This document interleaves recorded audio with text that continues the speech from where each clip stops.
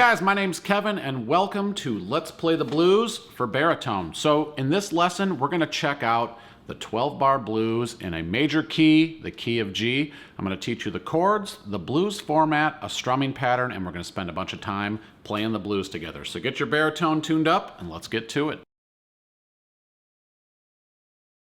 Hey, before we get started, make sure you hit that like button, subscribe, and click that alert bell so you know when the next video is coming your way. If you're interested in more learning resources, head over to allforuke.com where we have a full searchable library of songs, song sheets, practice tracks, worksheets, and more. All for you, allforuke.com.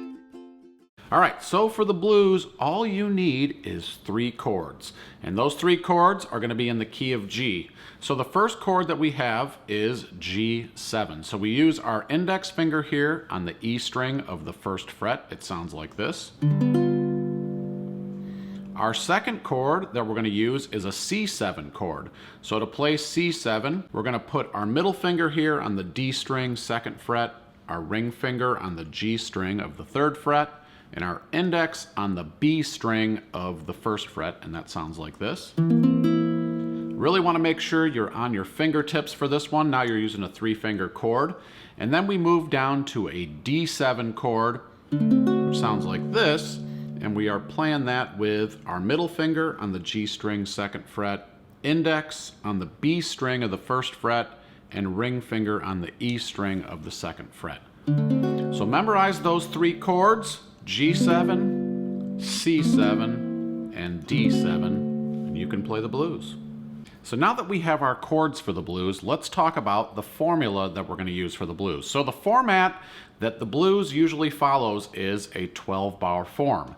So there can be other formulas as well, but the typical one that you'll find for most songs, and this goes for hundreds of blues songs out there, is the 12-bar form. So the way that you use the 12-bar form is by assigning a number to each of the chords. So we're going to have to memorize this for this video, but once you learn this formula, you can apply it to any key. So the first chord that we learned was our G7 chord. Now we're talking about the key of G. So in the key of G, G is the 1 chord.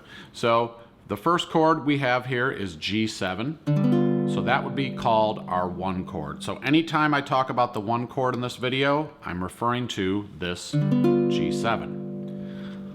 The 4 chord. So if we go up from G, G, A, B, C is our 4 chord. So we're going to assign C7 to our 4 chord. So anytime we use the number 4, we're referring to the C7 chord. And then our 5th chord, referred to as the 5 chord here, will be our D7 chord.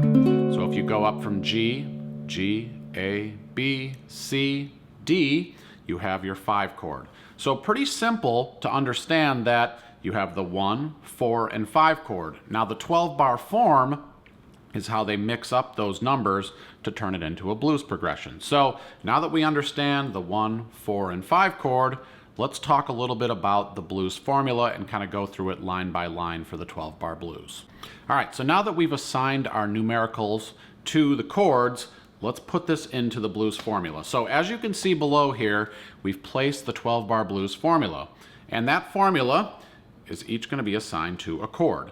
So every time you see one of the numerals, that means we're going to refer to a 4 count. So when we play our 1 chord as our first chord, which is G7, we would count 1, 2, 3, 4.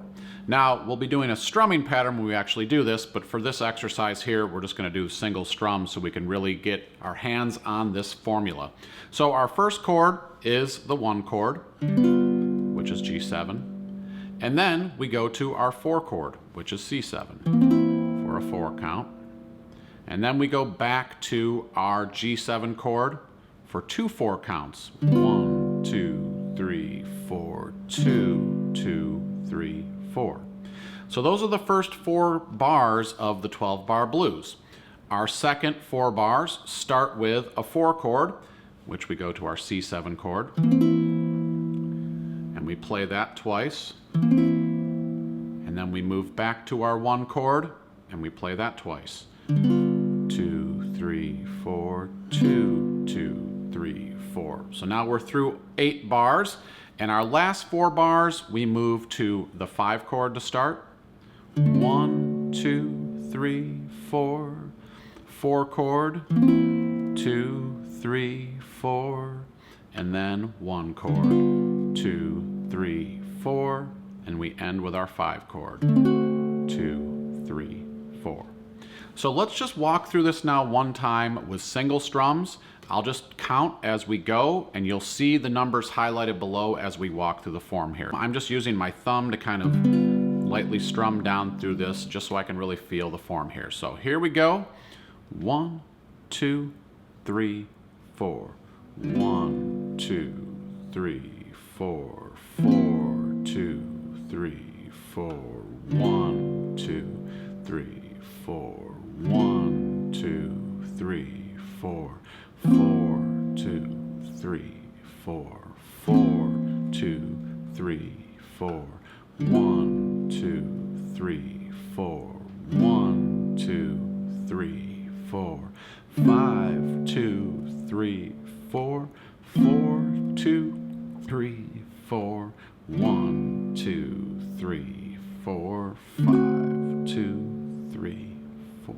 If you're digging the sound of my uke, head over to allforuke.com/shop. You can have a Kali ukulele for yourself. When you buy your Kali ukulele through All For Uke, you're supporting us, and we really appreciate it. Make sure you check it out. Concerts, sopranos, tenors, baritones, a wide selection of accessories, capos, and more. All for you, allforuke.com/shop. So we have the chords and the formula. Now let's put a little rhythm to this. So the strumming pattern that we're going to use today is going to be derived from the island strum. So let's talk about the island strum a little bit here. So the pattern for that is down, down, up, up, down, up. So the way that we count that is 1, 2, and 4, and. So let's just try that really quick together. 1, 2, 3, 4. 1, 2, and 4, and 1, 2, and 4, and 1, 2, and 4, and. So that's a pretty cool strumming pattern. I like the island strum, but if we want to apply this to blues, we need to incorporate a little bit of a feel to it. So we're going to add a couple of mutes in here that's going to make the island strum sound a lot cooler. So what we've done is we've changed the second strum of the pattern into a mute. So it's down, mute, up, and then we go up, and then we end the strumming pattern with 2 mutes. Mute, mute. So the pattern altogether becomes down, mute, up, up, mute, mute. You're still going to follow down, down, up, like you would be doing with the island strum, but with our fretting hand here, we're actually going to mute the strings. I have an entire video discussing how to mute the strings on the channel if you want to check that out, but I'll just do a little brief here on this. What I like to do when I mute is I relax the finger that I'm fretting with, and I lay any extra fingers that I have available on the strings. I just touch the strings though, I don't press them down. So when you touch the strings of the baritone, you get this deadened sound. If you're squeezing a little bit, you're gonna get some notes to pop through. So when you do this mute, down, mute, up, mute, mute. So I'm kind of using my extra fingers here to do this mute. With the C7 chord, I kind of take my fingers and just lay them down a little bit to get that mute. And same thing here when I do the D7 chord, I try to kind of just use the chord shape with a relaxed hand where my fingers are just touching the strings to get that dead and mute sound. And I also wrap my thumb over the top here to kind of get that last string to be muted. So let's just try this pattern now a couple times before we set this into the play along. So we're just going to hold the G7 chord and try to get a feel for this strum. So if it helps you to count, I encourage you to do so. I'll be counting along so you can kind of feel this strumming pattern. So here we go. 1, 2, 3, 4. Down, mute, up, mute, mute, down, mute, up,